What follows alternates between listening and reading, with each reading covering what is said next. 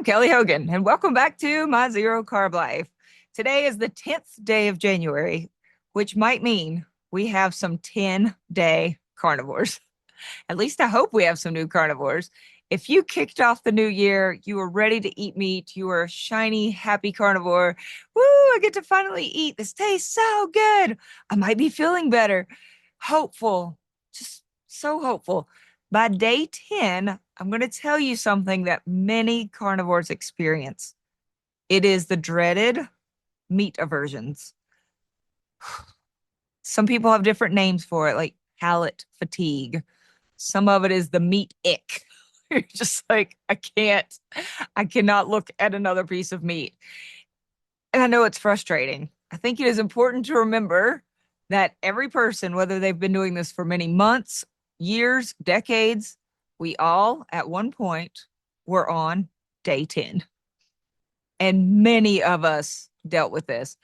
I completely empathize with those of you who say, I'm hungry, but I don't want meat. And of course, then some people will chime in to be super helpful. Sometimes it's me to say, if you don't want meat, you're not really hungry.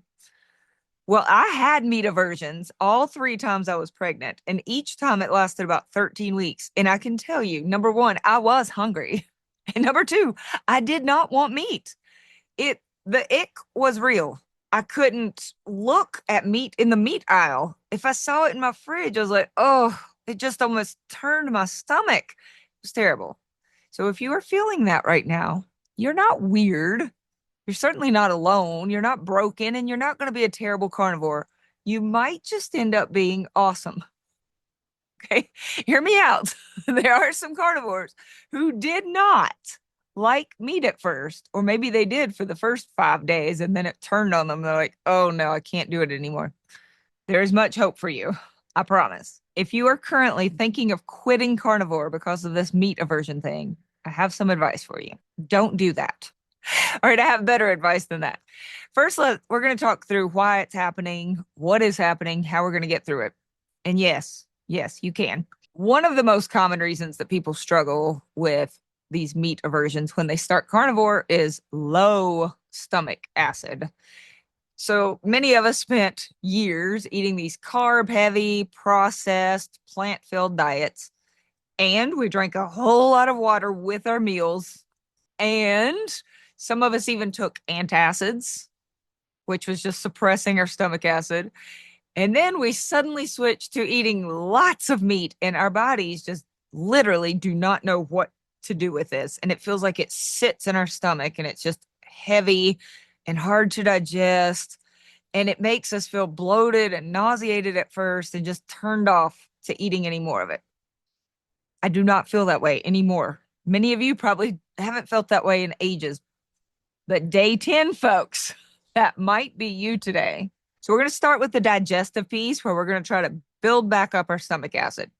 Step 1 is we are going to chew our food really thoroughly. I mean, like really thoroughly. So it's basically liquefied, disintegrated soup.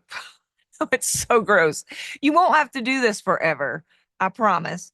If you wanted to start with very soft meats, like ground meats with that a lot of broth in it, you could start with that. Or if you enjoy steak and you enjoy the chewing, just really chew it. Because the longer the food is in your mouth, the more your saliva and the enzymes in your mouth break the food down. This is good. It's saving a lot of trouble on the lower end of this digestive system here. So allow the food to stay in your mouth and chew. And I am a hypocrite for even mentioning this next one because I do not do it myself. But also, I am not struggling with meat aversions or digestion at this point. But I'm going to encourage you in the beginning to not drink a lot of water while you're eating. Just little sips. Just try to conserve. You can drink your water throughout the day. I am a big time water drinker, and I think it's really important. But if this meat aversion thing is happening and you think it could be low stomach acid, then I just wouldn't drink a lot with the actual meal. Now, I'm not a hypocrite on the next one. I do this. In fact, in my water right now, there is some apple cider vinegar. I add about a tablespoon for every eight ounces of water, basically a little glug for every glass of water, including my seltzer water. But I would encourage you to try this first thing in the morning when you wake up, or about 20 to 30 minutes before you eat a meal. You could drink your water. A little lemon juice would also do the trick, but apple cider vinegar or lemon juice can help increase your stomach acid. I also do the next one. I try to eat in a really calm state, slowing down, sitting down to eat, taking a deep breath, thanking God for my food. I sometimes don't turn off my phone, but it is best turn off the phone. Now, when we eat together as a family, no phones at the table. We just sit and talk. We have a blessing first. We might have some quiet music playing. Calm state. It is all good for digestion. You could also go the supplement route. Digestive enzymes or some HCl with the betaine, they're little tablets. These things can help in the beginning. I do not think you're going to need to take them forever. You really might not need to take them at all. I didn't, but they can help some people temporarily. And lastly, if you were taking antacids, maybe you're taking them even now, you're just popping these Tums because you feel like, oh, I've got this burning. I'm pretty sure I have too much stomach acid.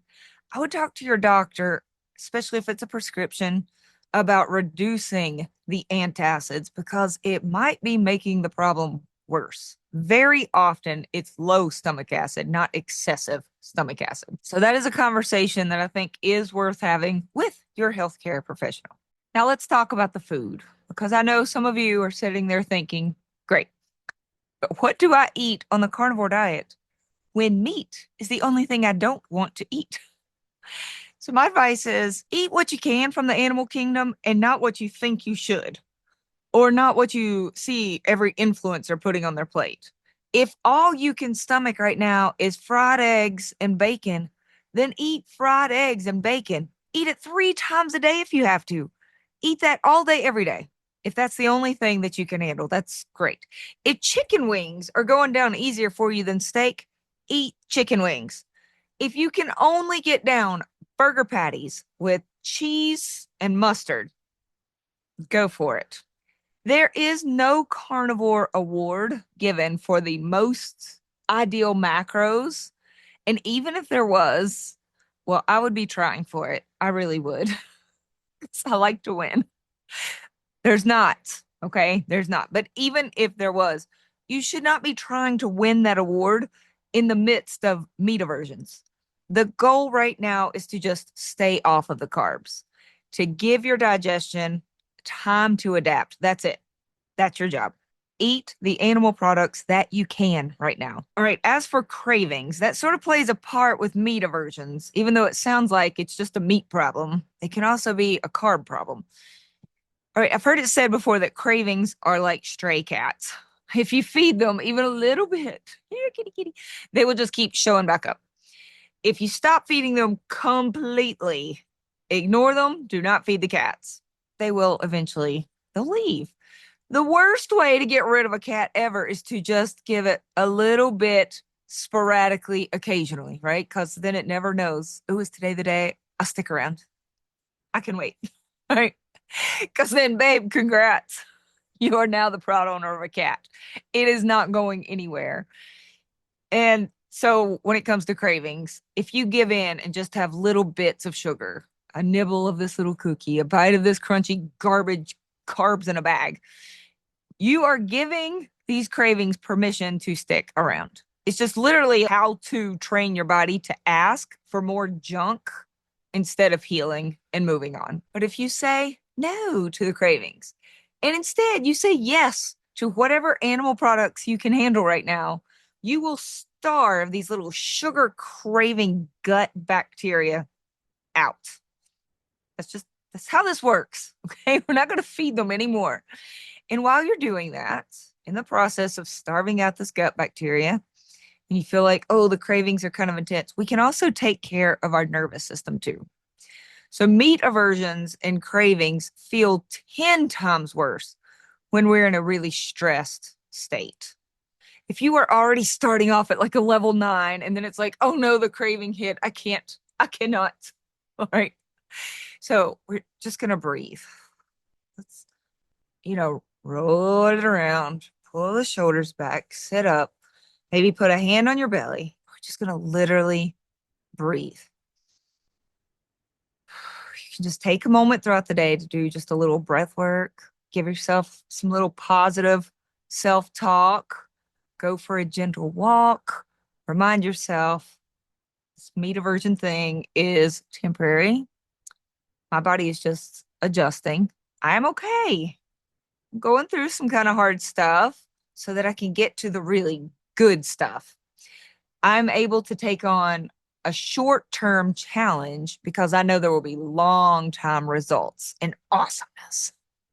I was made to do hard things, and I can do all things through Christ who strengthens me. That, something like that, was really helpful to myself. And even still, when I feel overwhelmed with life and I want to just go chug a carton of heavy cream or eat all of the world's cheese, just taking a little time to regulate my nervous system, bring it down a notch or two, as my mom would say, can also help by getting yourself a little pumped up. And if you don't have the wherewithal to pump yourself up right now, if you lack confidence in yourself, then talk to someone who does have the bandwidth to encourage you, who does have that confidence in you. And if you want to build up more self confidence, then give yourself some reasons to trust yourself. I would start small, just a very small task that you can complete. Even if that is, every morning before I eat breakfast, I will drink a glass of water with a tablespoon of vinegar in it. If that's the thing that you feel drawn to do, maybe the thing you feel drawn to do is before you eat, just sit and have some deep breaths, a moment of prayer, gratitude, turn off the phone. Maybe that's the small thing. Maybe the small thing is I am going to get up every morning and make my bed, take a big stretch up, stretch down, and then go eat a carnivore breakfast. Whatever these little small steps are that you could complete, then complete it and do it consistently without fail because we know you can. Okay, I'm sorry. That was all a totally different topic, but I do think it is important when it comes to regulating our nervous system to be able to trust our own selves. And the way we build up that confidence and trust is by actually completing the things that we have said that we will do and following through. Okay. Okay. Back to meat aversions. I know. Um, if you're just struggling with some palate fatigue and it's just sort of like, I'm tired of eating the same thing, you could try some new seasonings. You could use mustard. You could use mayonnaise, especially if it's made with, a really healthy fat. There's bacon mayonnaise, there's avocado oil mayonnaise. I do not know of a lot of other mayonnaise, but I've heard there are many recipes out there. I personally do fine with just a Primal Kitchen avocado oil mayonnaise, and I don't even want it much anymore. But in the beginning, it helped to have seasonings and sauces. You could add hot sauce as long as it doesn't bother you. I use Tabasco. It's just 4 or 5 ingredients, nothing junky, peppers, vinegar, water, and salt. That's it. And it just changes up the flavor. You can get Courtney Luna's recipe book, which is beautiful and full of so many great recipes. You can make carnivore bread, which I just did over the weekend. Carnivore creme brulee. You could have burgers on little Cloudy's bread that I get at Publix. It's like buns. Add some cheese, bacon, mayonnaise, mustard. You don't have to suffer with just ground meat in a bowl 3 times a day. You could if you enjoy it, you're going to be nutritionally fine. But if you're having this palate fatigue, then spruce it up a little. My friend Craig had a good tip that helped him through meat aversions.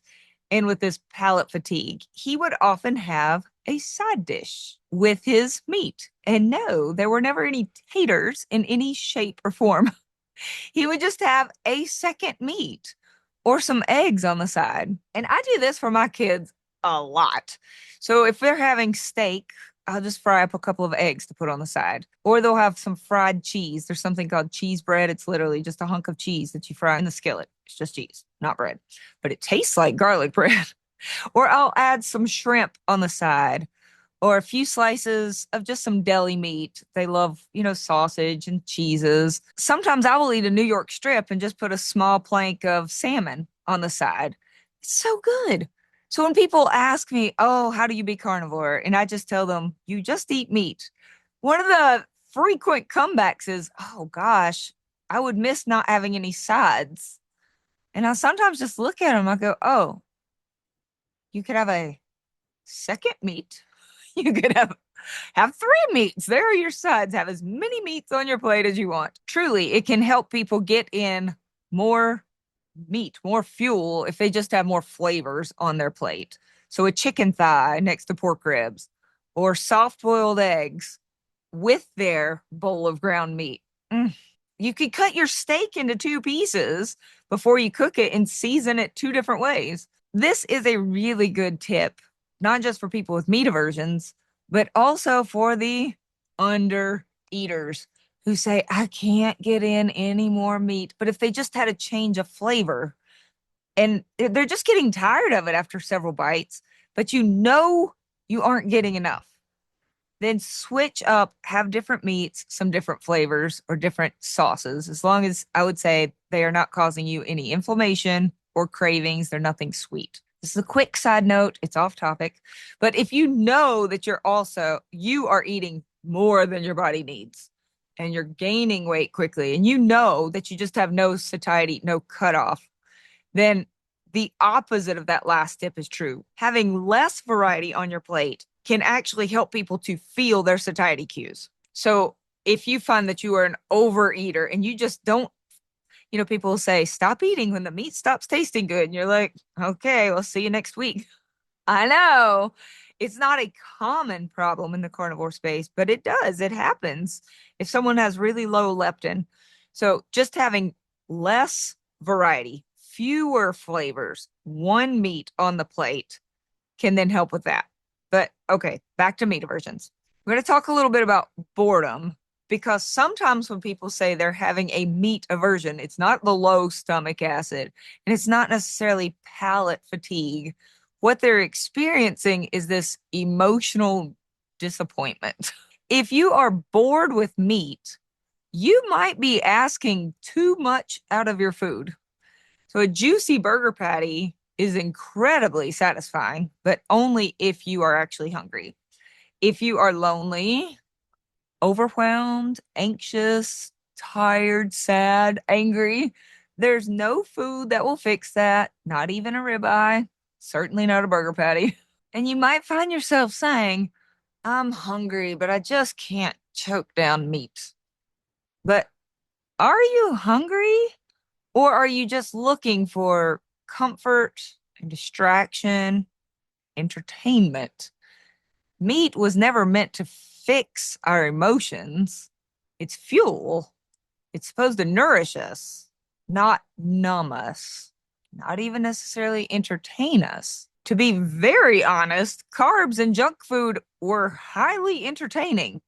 They distracted me. They helped me to forget my troubles for a moment, but they never solved any actual problem.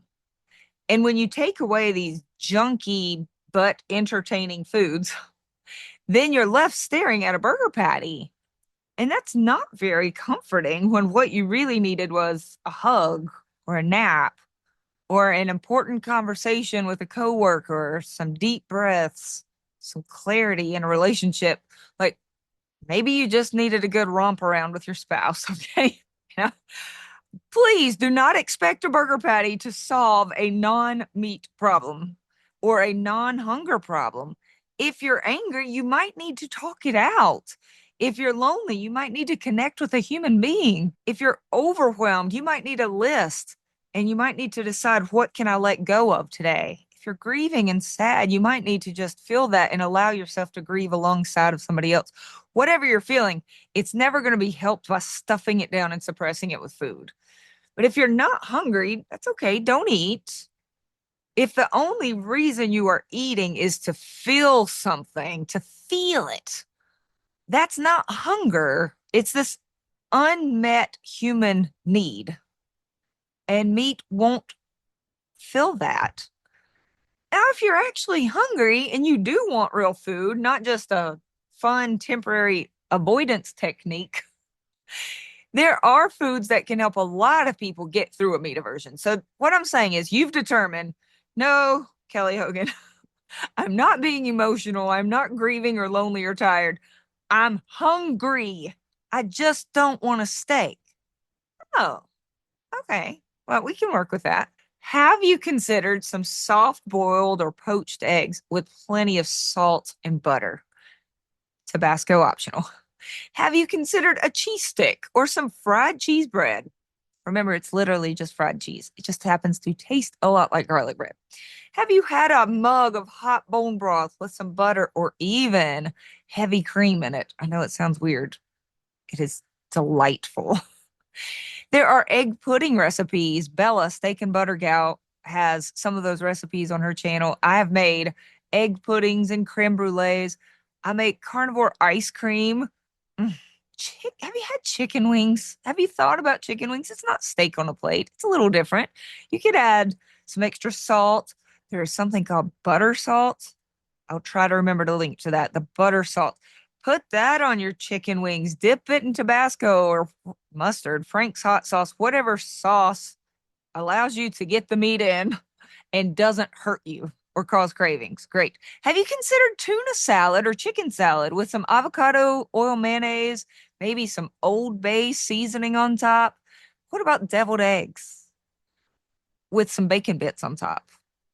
Or an ice cold seltzer. I can even handle the flavored, not sweetened, flavored seltzers like bubbly, LaCroix, um, Waterloo. All of these foods can be a delightful way to make it through a meat aversion, as long as these things aren't causing you pain and inflammation or cravings for sweets. I would say it is a win right now. If you are struggling with meat aversions and instead of turning to carbs, you are turning to a lot of cheese and chicken wings and creme brulee, but none of it sweetened, you are winning. This is very good. This moment in time is not about perfection. It's just about some persistence and progress. Meat aversions are often a sign of detoxing the gut bacteria. They can be a sign of adjusting, a sign of your digestion adjusting, a sign of some emotional overload.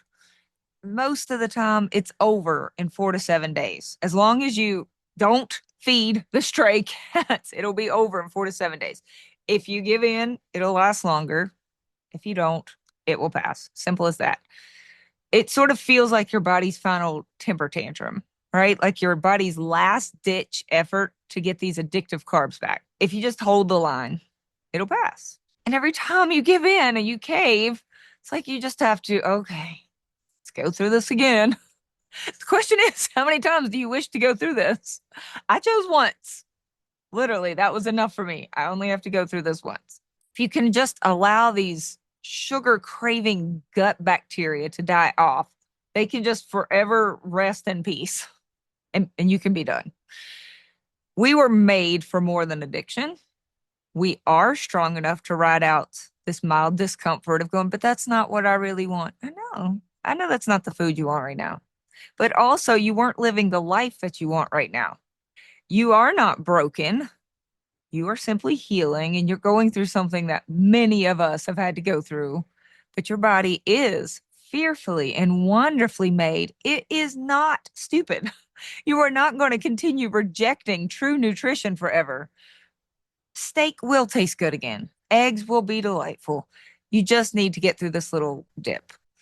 So chew slowly, breathe deeply, sip that vinegar water, eat what you can and not what you think would be on the plate for the most fancy carnivore meal award.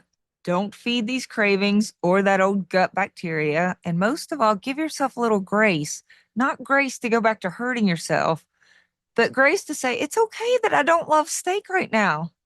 This is just one little chapter of the story. Many carnivores who are now successful and happy and loving their ribeye at one point would have said, I don't really like steak. I was one of them. I did not. I didn't love it. Not just when I was pregnant, but when I was first starting carnivore.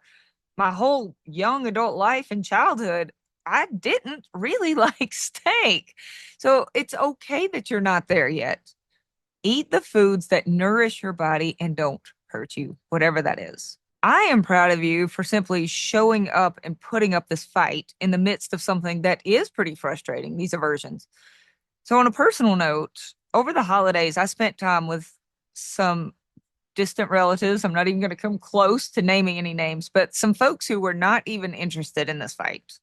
They genuinely have no interest right now, at least, in changing their food or their lifestyle, despite the fact that some of them are very aware that they are quickly declining physically and mentally.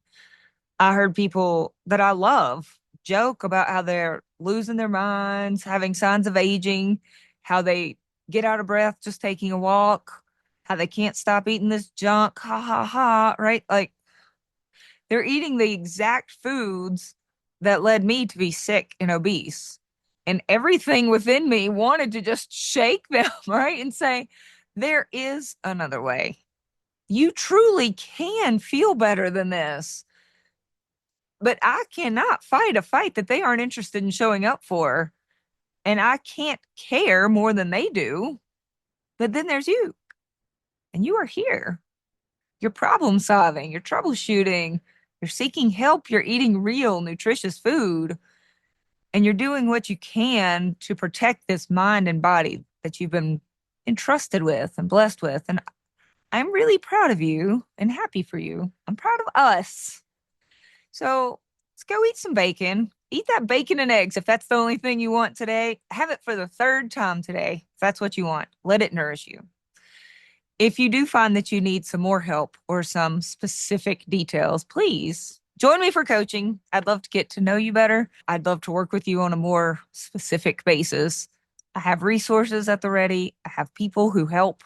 I have amazingly kind and supportive groups. We really would love to help you.